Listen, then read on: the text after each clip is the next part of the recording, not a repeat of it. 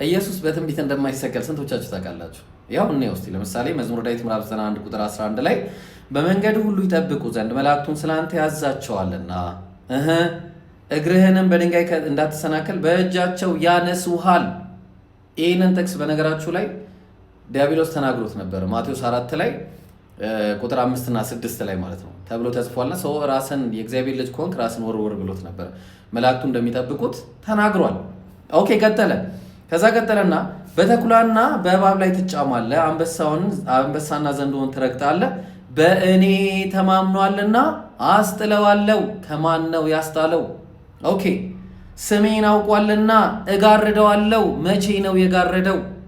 መቼ ነው የጋረደው? ምንም ጥያቄ የለውም። ከሮማውያን ወታደሮችን የጋረደው። ከዛ ቀጠለ ይጠራኛል እመልስለትም አለው።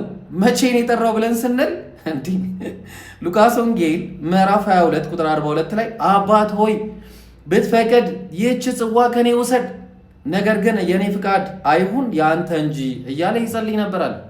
ሰው አሁን ይጸልይ የነበረው ምንድነው? እቺ ሞት ከኔ ውሰድልኝ እያለው ነበር። አይፈልግም መሰቀል። ሰው እንደ አንተ ፍቃድ ይሁን ደግሞ ይለዋል። የኔ ፍቃድ ግን አይደለም እንደ አንተ ፍቃድ ይሁን ይለዋል።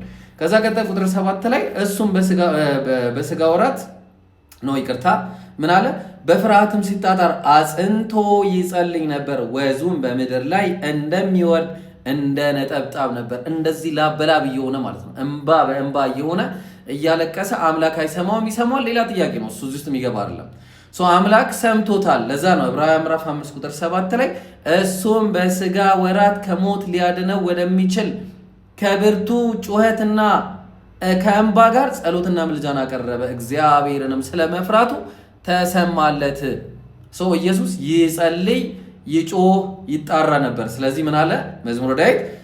ይጠራኛል እመልስለታለሁ አለ። እመልስለታለሁ አለ። የመለሰለት መቼ ነው ብለን ስንል ሞቱን እንዳይሞት አምላክ ጠየቀው። ኢየሱስ አምላክን ጠየቀ፣ አምላክ ደግሞ ከሞት አስጣለው። ለዛ ነው ቀጠለና በመከራው ጊዜ ከሱ ጋር እሆናለሁ አለ። ከሱ ጋር ኦኬ አድነዋለሁ። ከምንድን ያዳነው? ከሞት ሊያድነው ወደሚችል ነበረ የጸለየው ኢየሱስ። አድነዋለሁ አለ። ስለዚህ ኢየሱስ ድኗል። ኦልሬዲ አልተሰቀለም። አከብረውም አለው አለ። ከብሯል ኢየሱስ። ስለዚህ ረዥም ዕድሜ ማጠግበዋለሁ። ረዥም ዕድሜ ሳይሞት አምላክ አድኖ ወስዶት ይኸው ስቲል ረዥም ዕድሜ የጠገበ እሱ ነው፣ ሳይሞት ወስዶ ማለት ነው። ስለዚህ ማዳኔንም አሳየዋለሁ አለ። በቃ ስለዚህ ኢየሱስ አምላክ አድኖታል ኢየሱስን ማለት ነው። አልተሰቀለም። በነገራችሁ ላይ ማዳኔን ለሚለው ቃል የገባው መዝሙረ ዳዊት ላይ ማይ ሳልቬሽን የሚለው ምንድን ነው ብለን ስናየው የሽዋ የሚለው ቃል ነው ራሱ የገባው ማለት ነው። ስለዚህ አሁን ይሄ ሁለት አይነት ሚኒንግ ሊኖር ይችላል። ማዳኑንም አሳይቶታል። የሚያድነው የሽዋ ኢየሱስ መሆኑንም ታያላችሁ ማለት ነው። በነገራችሁ ላይ እኛ የመጀመሪያዎቹ ሰዎች አይደለም። አጌነስ ሄረስ ላይ ብትሄዱ የኢየሱስን ጉዳይ አስመልክቶ ምን ይላል ተመልከቱት።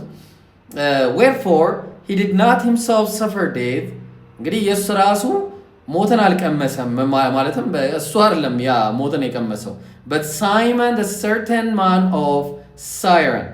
ስለዚህ ሳይመን የሚባለው ሰው ነው የቀመሰው ሞትን። being compelled bore the cross in his stead። በሱ ቦታ እንዲሸከም ያስገደዱት መስቀሉ ማለት ነው።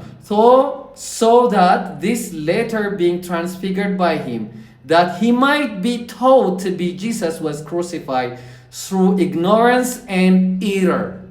ስለዚህ ኢየሱስ በስተት ተሰቅሏል ብለው ማለትም በስተት ሳይመንን ወስደው ሰቅለውት ኢየሱስ መስሏቸው ተሳስተው ሰቅለዋል። ምክንያቱም አምላክ ወስዶ ጋርዶታላ፣ ምንም ጥያቄ የለውም።